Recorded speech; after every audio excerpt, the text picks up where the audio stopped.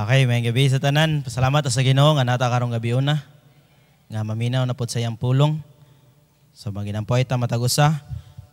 Dirita sa Luke chapter 6. So last na ko nawali is katong the law of love. And then karon is judging others. Dita sa chapter 6 verse 37. Doon to sa pagbasa sa verse 37 lang. Ready, go. Judge not, and ye shall not be judged. Condemn not, and ye shall not be condemned. Forgive, and ye shall be forgiven. Magampo ta, amahan nga langit nun, daghang salamat Lord sa gabion. Daghang salamat Lord God sa protection nga maghihatag namo kami naabot diri sa simbahan. Among giampo da kanimo Lord God nga ikaw gid makapasaylo kanamo sa among mga kalapasan Lord. Please cleanse us, Lord God, by the precious blood of Christ. Kay dili kami angayan nga maari sa imong balalampuanan, Ginoo, aron sa pag-worship da kanimo, Lord, kung kami naihugaw nga kasing-kasing ug unahuna karon, Lord. Among gihangyo, Lord God, ang Holy Spirit nga magpasabot sa yano kanamo sa paminaw sa imong pulong karon, ug diri pod kanako, Lord God, sa pagwali sa imong katawhan pod, Ginoo. I pray pod nga ikaw makagiya po ni Pastor sa pagwali sa imong pulong, Lord. Ug matag-usa diri kanamo nga magmalipayon ug mapasalamaton nga kasing-kasing, Lord God, nga maminaw diha sa imong pulong, Lord. Himo akong takos karon, Lord God, sa pag-share sa imong pulong. In Jesus' name I pray. Amen. Gayon dira sa verse 37, judge not and ye shall not be judged. Condemn not and ye shall not be condemned. Forgive and ye shall be forgiven. So namo ning na family altar ni namo kato pod the law of love pod kay diri mi sa series karon sa Book of Luke. Di ba? Usually atong i-recite permi ang 38. So atong makuha na dili man ginato makuha ng pulong sa Ginoo no, pero sada kung ato i-contextual siya ba nga ang gisundan sa verse 38 is judge not og ayaw pag-condemn sa usa ka tawo og dapat mo forgive ta sa usa ka tawo. Nya kuan din sa verse 38 dayon, give. Ihatag na siya. Ayaw paghukom sa usa ka tawo. Ayaw pag-condemn sa usa ka tawo. Ihatag na siya. Ayaw idaw ang forgiveness sa usa ka tawo because buot pasabot ba ang kuan na to, kung buot hunaw-nao na to, ang pag-forgive, ang dili pag-condemn, ang dili pag-judge, ang makabenefit kita baya. Kung ikaw aning kalibutan na, mulakaw kaning kalibutan na puno kag condemnation, puno kag judgment sa imong kaugalingon, sige lang kag pan-judge sa uban. Di ka mo forgive sa uban nga nakasa diha nimo. Ikay nagbitbit sa kanang nga burden. Mura ka naglakaw nga nagdakag baril ba? Unsa ka hapsay ka? Nga naglisod ka, nga naglakaw kaning kalibutan na, nga nagdadakag basura. Nga sa dihang sikhan lang agamay, malabayan po nimo sa imong basura pod. Pero kung ikaw mismo muhatag ka nga dili ka mo judge, imo siyang i-give. Imong i-give nga dili ka mo condemn sa usa ka tawo, di ka mo tan-aw niya sa iyang postura lang o sa iyang kahimtang anang panahona. Kung ato na i-give ang kana nga forgiveness nga kinahanglan sa usa ka tawo nga mismo kita, kung ato gisusiyon atong kaugalingon, di angayan gid sa Christ moari sa kalibutan. Because sa dihang makadawat sa kaluwasan, makasala lang gyapon ta. Si Christ murag ato gyapon siyang gipalansang sa cross balik. Mo nagingon sa verse 38, i-give. Ayaw pag-judge sa uban. I-give ang forgiveness. I-give ang kanang dili pag-condemn sa ubang tao. Kay kita kanhi tawhana ay ginay pag-asa tawhana. Naong palang daan. Binuhatan pa lang niya daan sa una. Grabe na kaayo. Nya ato na i-judge ang usa ka tawo dayon. Diha si motubangan. Dali ra kay ta makaingon ba? Wa kay pag-asa dong. Wa kay pag-asa day. Nga mosunod sa Ginoo. Kuya wagod. Mo nagingon daw, i-give na and it shall be given unto you. Kuya okay no? Kita'y nang hatag pero kita maka-benefit. Mo nagingon, good measure, pressed down and shaken together and running over. Kay kung ato na mahatag sa ubang tao, mubalik na dire nato manifold. Daghan kayo. shall men give into your bosom. Nganong dali kayo? Kontra nimo sa una. Pero sa dihang nagkita mo, nagkinamigo mo. Maayo na yung tratar nimo because nakagive naman ka. Wa mga ka-judge, imo magigive. Wala na ka ning condemn, ning forgive na ka. For with the same measure that you meet, kung ikaw naka-forgive, i-forgive po ka sa uban. Kung ikaw wala ka ning condemn, dili po ka i-condemn sa uban. Kung ikaw wala ka ning judge, dili po ka i-judge sa uban. For with the same measure that you meet withal, it shall be measured to you again. Musumbalik gina nato. Pero kung gugma ang atong ihatag nila, labi na ang gugma ni Christ, ang atong ihatag nila, musumbalik diri nato ang gugma usab. Pero sa dihang i-judge ka sa ubang tao, i-condemn ka sa ubang tao, dili ka i-forgive, pero love lang gyapon ang imong gihatag nila didto. Ang musumbalik nimo, gamay nga judge na lang. Basin juicy fruit na sunod. Mag-ingat na ba? Imong gipawng ang kayo nila. Ang kayo sa ilang walay forgiveness, ang ilang condemnation diha nimo, ang ilang judgment diha nimo, at least imong gipawng. Basin ini kasunod balik nimo love na pod, ani balik na pod nimo, love na pod na siya. Love na siya because ning hatag ka og love nila. Pero kung gi-condemn ka nila, gi-judge ka nila, wa ka gi-forgive, imo gisumbalikan o ginana ba? Imo gi-manifold pod nila, padong nila. So hindi ka balik na pod nimo, dilaob na jud. Pero kung atong i-give, shall men give into your bosom. Ninuta no? And he spake a parable unto them. Can the blind lead the blind? Shall they not both fall into the ditch? Kay kung kamo duha wala mo nag-forgive, kamong duha puro mo nag-judge, inyo gi-condemn ang sug-usa ninyo, amay tabo, mablasot, mapuros.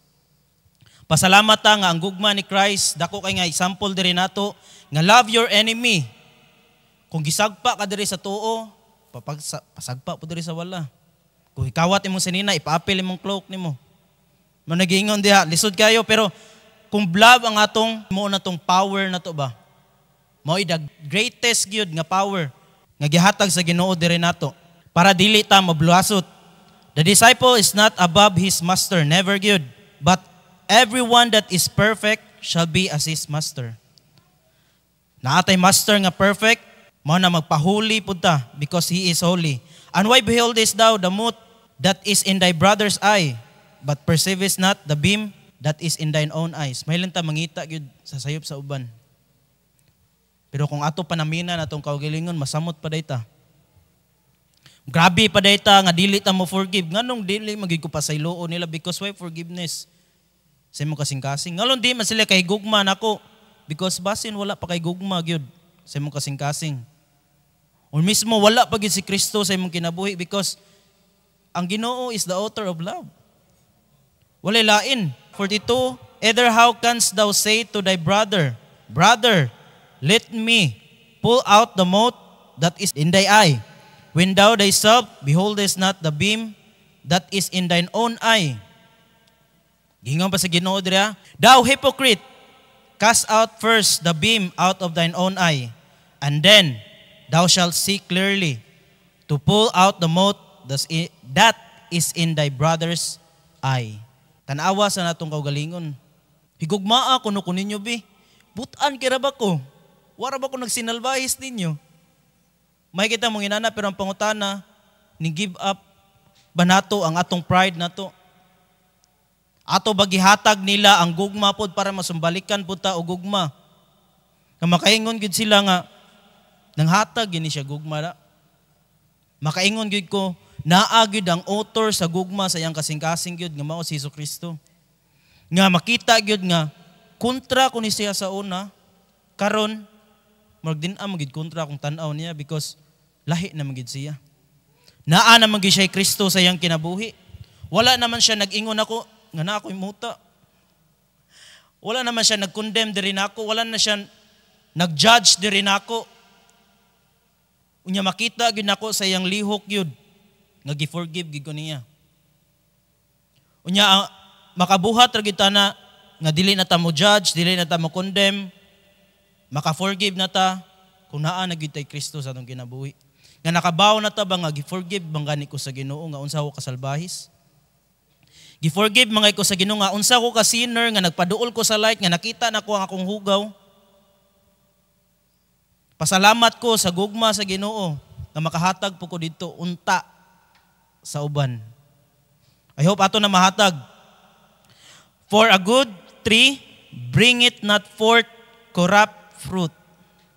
Kay kung naa pa na nato nga batasan nga mo judge ta sa uban, mo condemn ta sa uban, di ta makahatag og forgiveness dito sa uban. Sorry mga igsuon, mga higala. Napa kay basura. Ngay mo gidala-dala karon. Kumaingon pa ka, grabe, maka-forgive man ko pero gamay lang. Di man ko maka-judge. Ang maka-judge mangyapon ko pero gamay na lang. Uy, naag yapon na.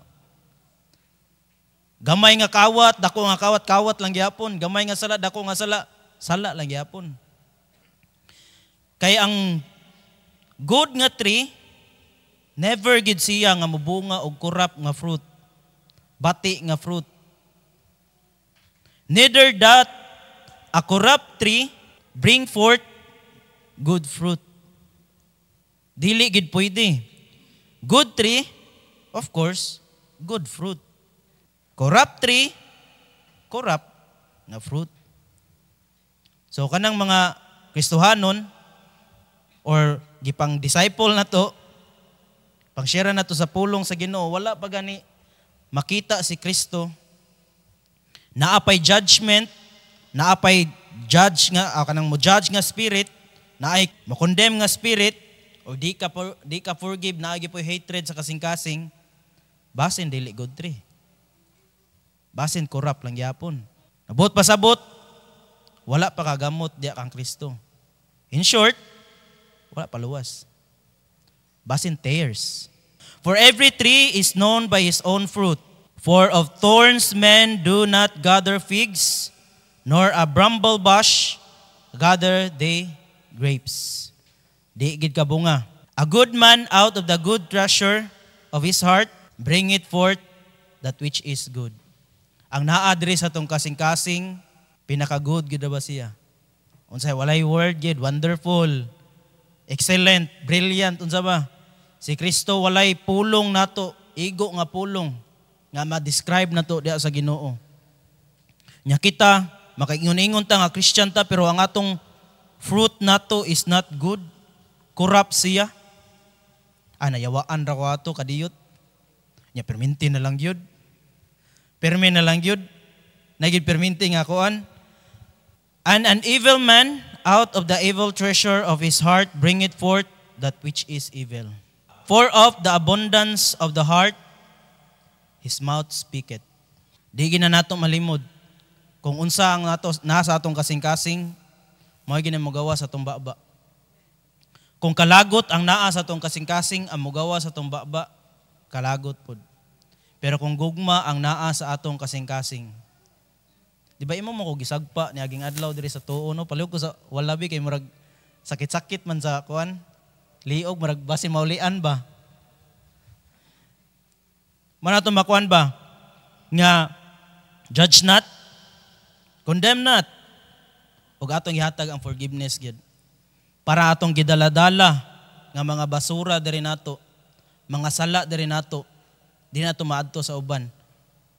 Kadto sa uban, masumbalik na pod nato na pod, another na pod nga basura nga atong maangkon. Pero kung gugma sa Ginoo, atong i-give, ang iyang kaayo, atong i-give, ato isulti sa mga tao nga unsa kanindot ang Ginoo sa atong kinabuhi. Labi na gyud nga siya namatay, nalubong, nabanhaw, para i-forgive ta. Wa siya niari sa kalibutan nga i-judge ta. Na batuan ni ay kay kani nakasala ni. Bat niingon siya kung kisay tiwa sa walay sala ninyo. Batuan ni siya. Unya katong adlaw ang walay sala didto, walay lain si Kristo. Pero wala niya batua hangtod mamatay si Mary. Kundili iyang gisapupo si Mary para makabarog ug mosunod niya. Kita, dili siguro bato, dakong bato atong ilabay. Kaya nga naman, naa pa nato. Kani, nga mo judge pa ta, mo condemn pa ta, di ta mo forgive sa tao, kay mismo kita, wa ta ka forgive. Wala tay forgiveness atong kasing-kasing because wala pa ta gi-forgive sa Ginoo. Because wala pa nato basin wala pa ninyo, nato diri karon, gidawat si Christ. Pero di man ko ka-judge, di man ta ka-judge matag-usa. Ang Ginoo ra man ginakabaw, mana i-give nato ang forgiveness, ug dili na ta mo condemn, ug di ta mo judge sa usag-usa. Because we are bought with a price. Di ta ka pahingnambog sa atong binuhatan because tanan atong binuhatan dili gid makapahimaya sa Ginoo. Shorten gud permi. I hope na mo nakatunan. Let us pray. Amahan nga langit nun, dagang salamat sa gabion. Salamat Lord sa imong gugma. Salamat Lord sa imong forgiveness. Salamat Lord nga wala nimo gi-condemn. Wala kaning judge diri kanamo Lord. Daghang salamat imong gihatag si Jesus Christ gyud. Aron kami nga naay mga example gyud Lord nga among ma-share dito sa mga katawhan. Tabangi kami isip nga mga Kristohanon Lord nga dili gid makita naunta ang mga batasan sa mga unbeliever Lord God diri kanamo Lord. Tabangi kami nga ikaw ang Ginoo gyud sa among kinabuhi, nga among tumanon ug among sundon Lord sa among kinabuhi Lord. Tabangi kami nga among susihon gyud among kasing-kasing, nga imong presensya, ang imong gugma nga naa gyud diri sa among kasing-kasing Lord. Ug among mga baba mao gyud ni resulta Ginoo nga unsay sulod sa among kasing-kasing. Daghang salamat Lord sa imong pulong nga ginaot kami nga amo pud i-give dito sa uban ang imong gugma. Dugimaya, manduwatan karong gabion na sa ngalan ni Kristo Jesus nga mambugtong manluwas. Amen.